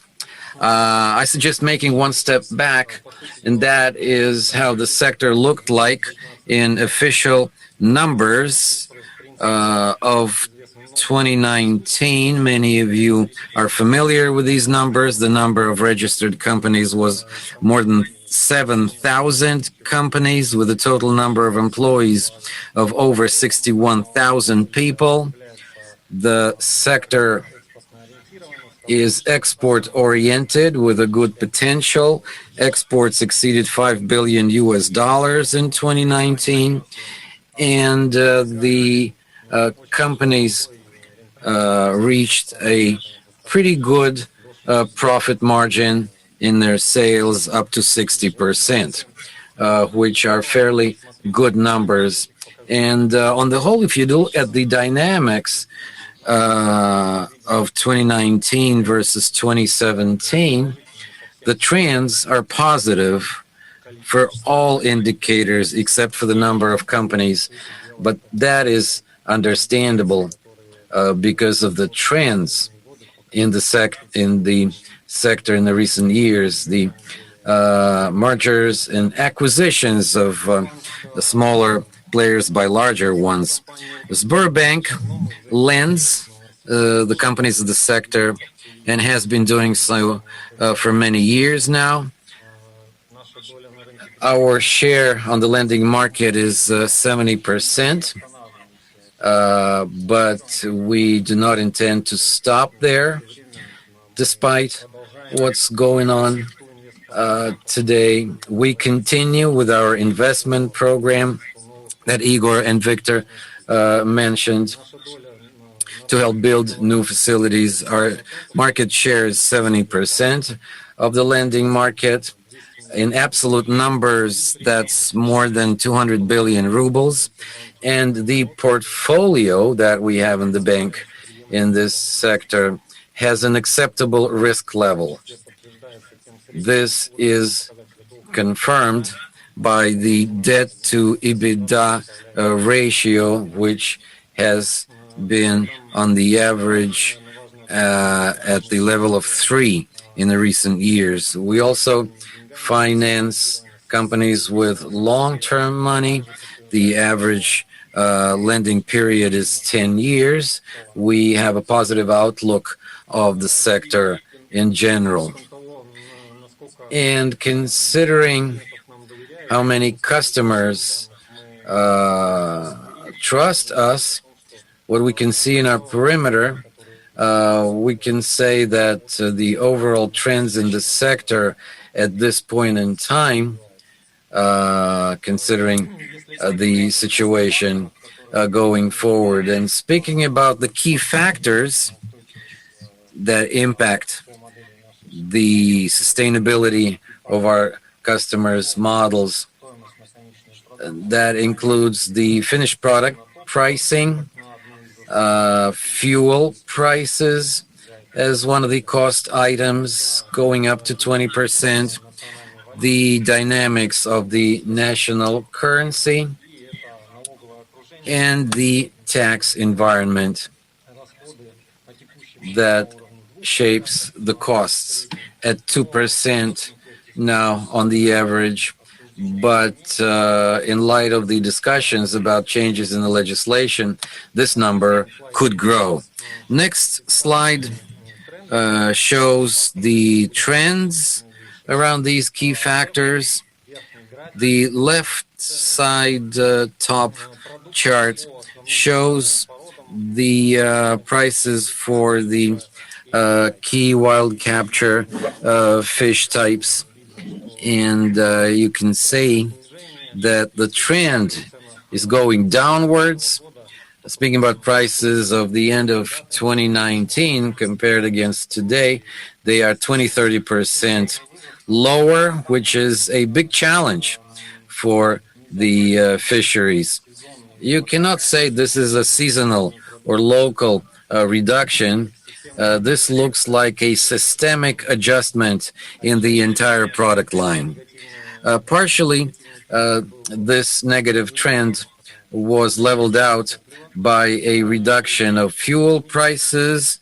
The bottom left chart shows this reduction against December 2019. In March, the reduction was 50 to 60%, but then prices corrected slightly upwards. Speaking about the dynamics of the foreign exchange, the national currency is a factor that has different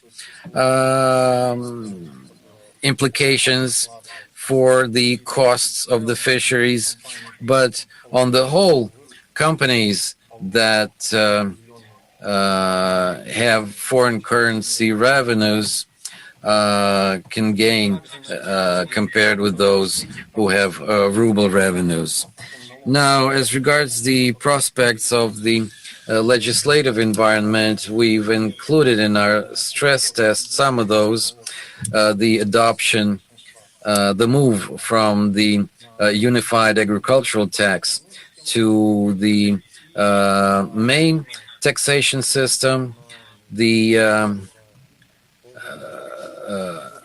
cancellation of some of the taxes, and then as a result of the stress test, those assumptions, if you put them in the model for 2021, you will see the following numbers. EBITDA margin can go down by up to 10%, and consequently, the average debt to EBITDA ratio will reach 4.2. The DSCR is also an important indicator that banks use to assess the financial stability of companies. So this number will also decrease down to 1.2, which essentially means that the cash value generated by companies will exceed by only 20% the debt obligations that companies have to service their bank loans and interest. We can see a significant reduction in the financial cushion that the companies had of 1.6 in the past, and which means that they had a 60% space. Well, this would be the most pessimistic scenario, the worst case scenario. But even then, I think companies will be able to make payments on their debt. But we have to remember that if there are additional internal or external negative factors affecting the company's cash flow, even this cushion may be exhausted. And in conclusion, I would like to point out in the title of my report, I only mentioned economic factors that we took into account.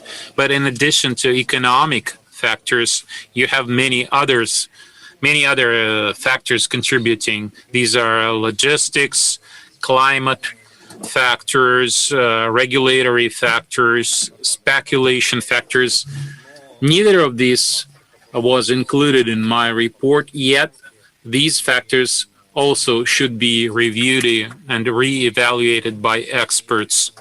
And I would like to assure you all that Sberbank is ready to participate in this work, in this discussion.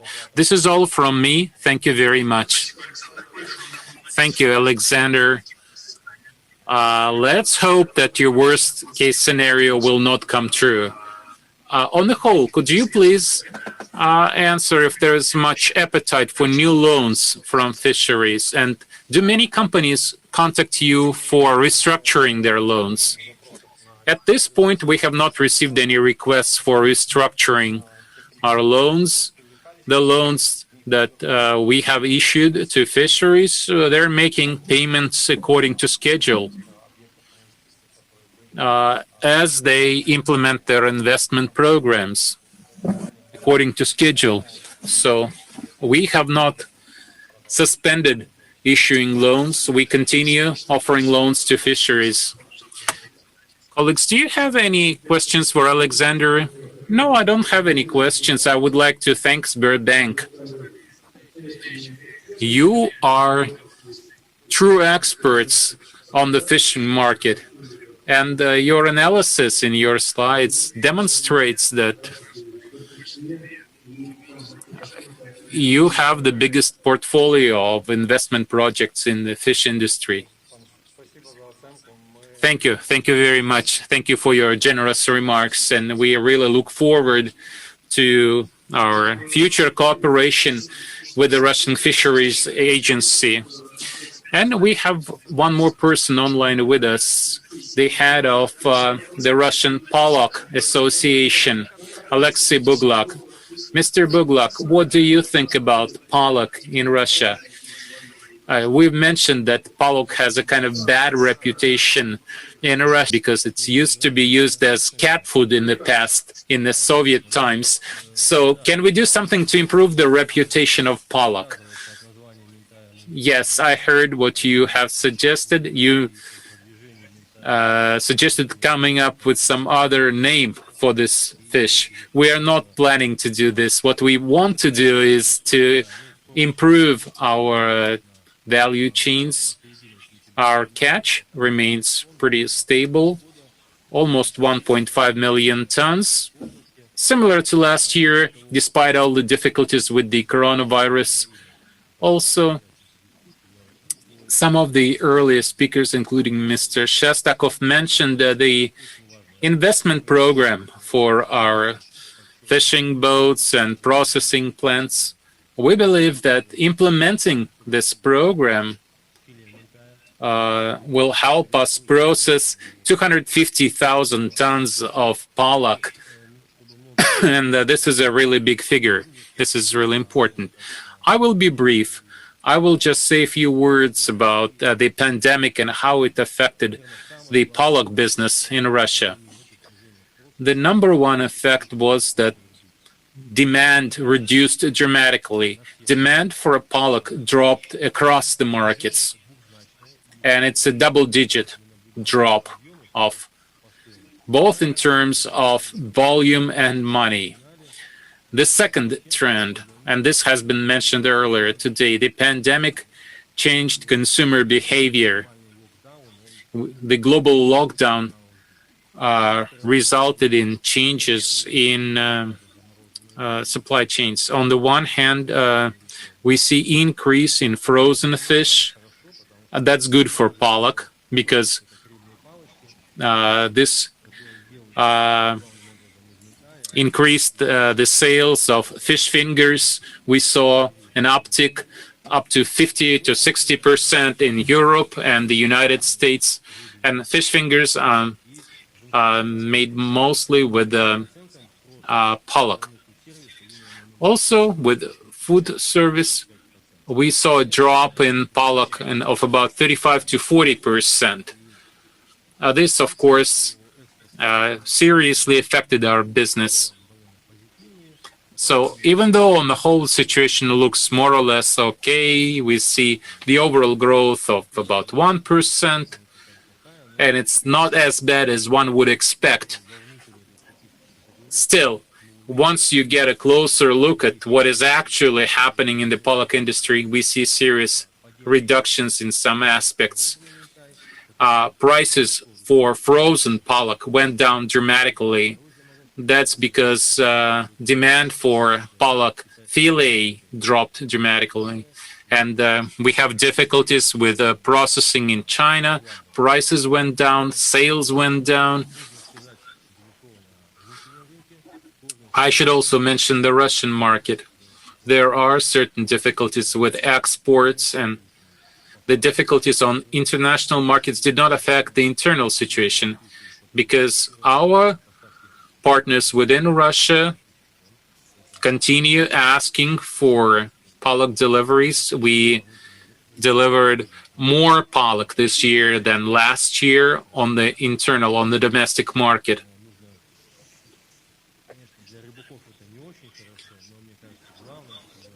I think the main thing is that even though wholesale prices went down a little bit, the most important thing is that this should also improve the situation consumers should be able to pay less for pollock.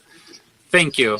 So we've been discussing things for over 2 years, and we've got some questions from our viewers. So I'll take advantage of my role as the moderator. I want to ask my own question first. We've been talking for years about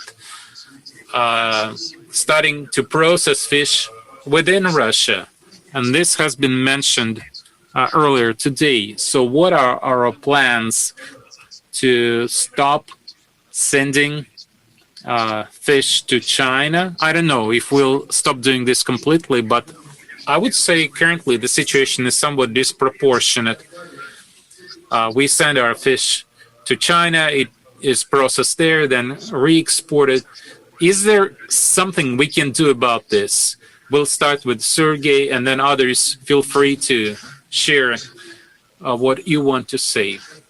Well, we have the investment program.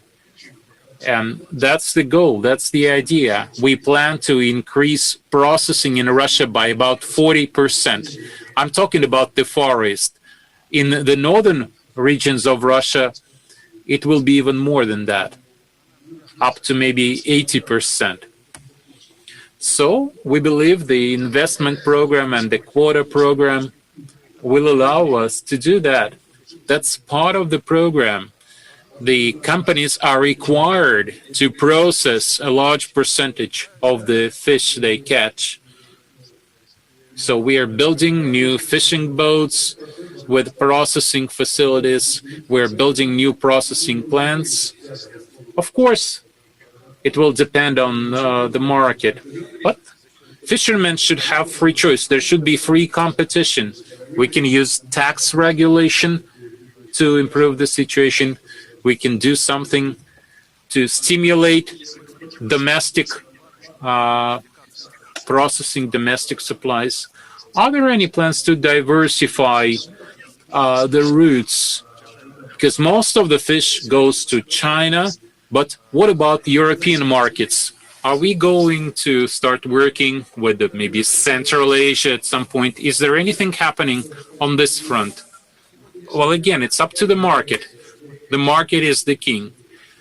China re-exports our fish. Like Mr. Fan said earlier, they process about 800,000 tons of fish at the moment. But we'll see how the situation unfolds. The Chinese people started eating wild catch fish.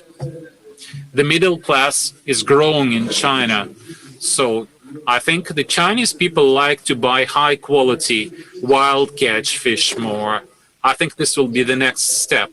We'll deliver our fish to China, and Alibaba, they are ready to purchase fish and sell it as a finished product to people in China. So this is the way we want to develop the Chinese market, the Asian markets. We'll deliver our fish to them, and we'll continue our exports to the United States as well.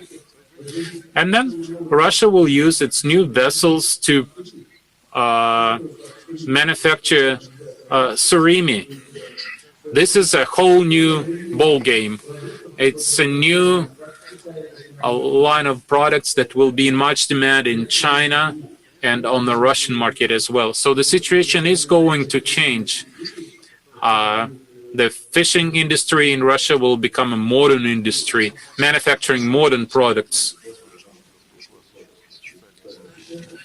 And also, you know that there is a new regulation for school kitchens. School children will be fed in elementary school. The school has to provide lunches for school children in elementary school. So this will significantly increase consumption of fish because of school lunches. So it's not going to be a restaurant business only from now on. What do Russian restaurants, what kind of assistance do they need from the government? Well,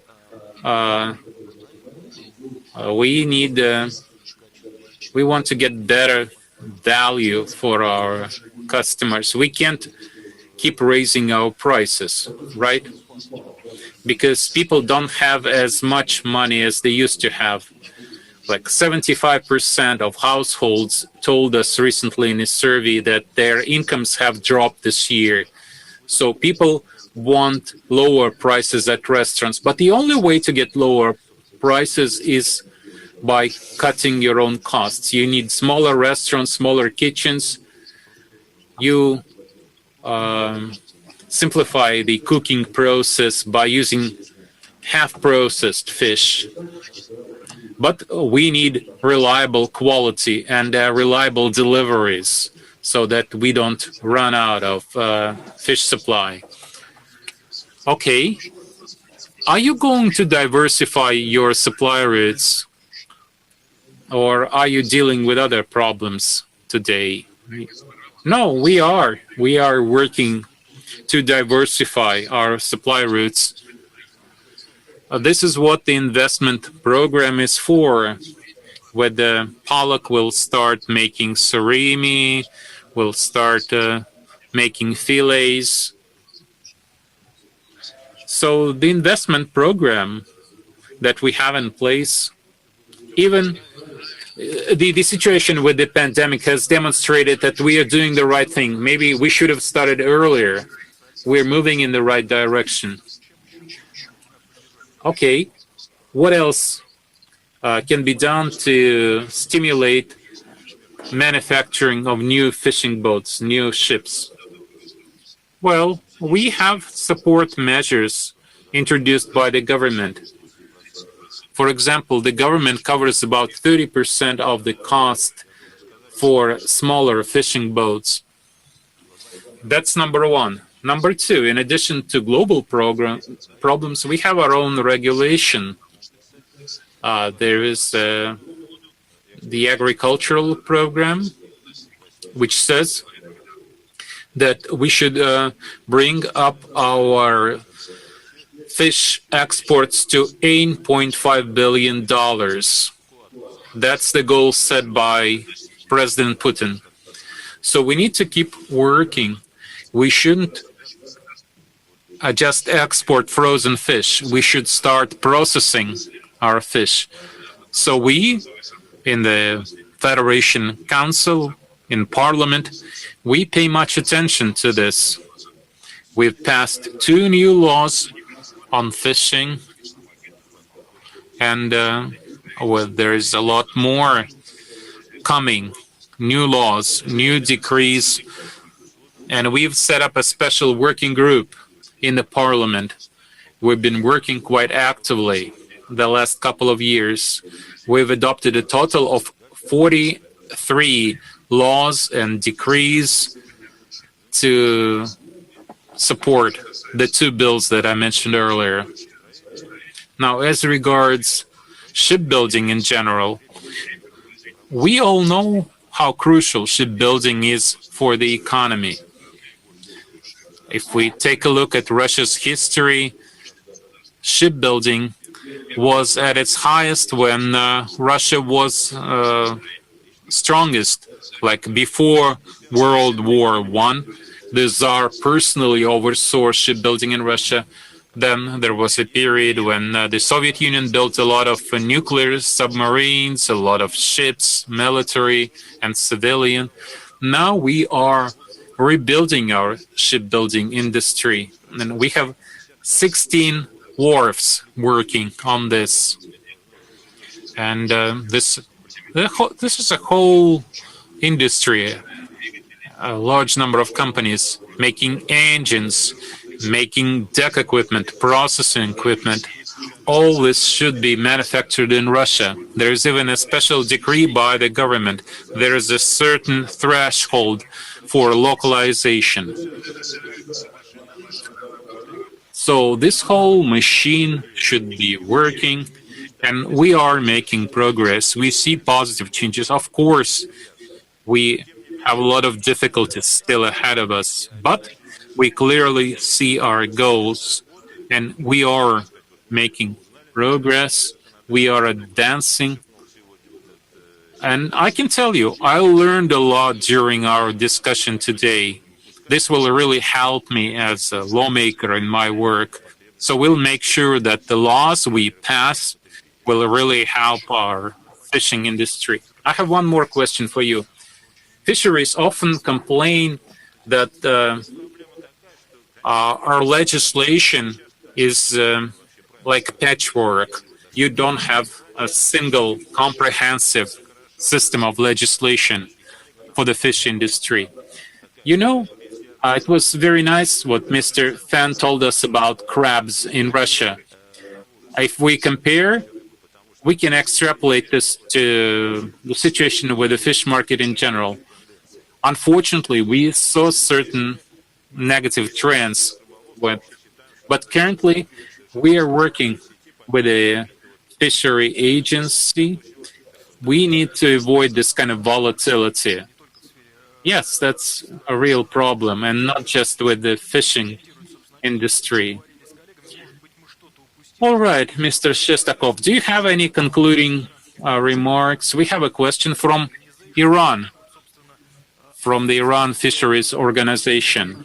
They're saying that COVID-19 affected different sectors in a different way. Which countries suffered more? Which countries suffered less? What kind of companies suffered more? Larger companies or smaller players? To answer the questions raised here, it's the SMEs that suffered the most. They can hardly sustain the requirements from the Russian Rospotrebnadzor regulator. Their efficiency is going down. And then the aquacultural companies use a lot of manual labor. But speaking overall about this discussion, I think it was very interesting, very useful. Back in 2015, we made the decision to introduce the so-called investment quotas. We thought about market diversification. There was a significant fall of prices for Pollock, and there was a demand from China, and the key problem then was that we discussed was how to diversify the markets. But it turns out that as a result of this program, we have gradually resolved or are addressing two important tasks, and that is to increase the value of our exports, because indeed the capture volumes are stable, but thanks to value added, we can increase our exports. And the next task that we're facing now, and that everybody has mentioned, are the impact of the pandemic, the need to develop new products, new product lines, and to shift the sales closer to the consumer. And what's important here, if you look holistically at this, everything will depend on how long term the impact is going to be. Because there are vaccines developed already, fairly effective drugs, and of course to build a full-fledged strategy for new countries and fisheries. You need to understand how long-lasting this effect is going to be. If it's short-lived, if it's over in a couple of years, then of course there will be no shift in the key processing centers, because that would be too risky. But then our Chinese colleague has mentioned that all the countries are now aimed at creating their own processing capacities and are already doing that. And I think this is an important decision, because that will help retain the value added in the relevant countries. I would also like to say that online trade is very promising. Those speakers who are related with the HoReCa segment know that online consumption will be limited, because still in many countries HoReCa is good for premium products and